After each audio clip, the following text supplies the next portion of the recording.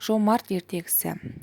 Атымдай жомарт өзі есепсіз бай бола тұрап, күн сайын бір мезгіл үстіне ескі құсқы киім киіп, отын кесіп, шөп тасып жұмыс қылады екен. Бір күні өзінің жақын таныстары сұрады дейді. Жомарт, Құдай берген дәулетіңіз бар, ашқа тамақ, жалаңашқа киім, үйсіздерге үй болдыңыз, сөйтіп тұрып, өз басыңызды кемшілікке салып, жете алмаған жарлыша отын кесіп, шөп тасығаныңыздың мағынасы не деп жомарт айтты дейді. 4 түрлі себеп бар.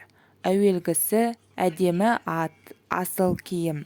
Асқан дәулетті өне бойы әдет етсең, көңілге жел кіргізеді.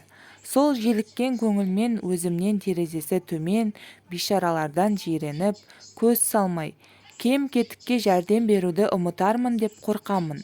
Екіншісі, бар бола тұрып, мен жұмыс қылсам, мұным кемшілік емес екенін біліп, кейінгілер әбірет алсын деймін.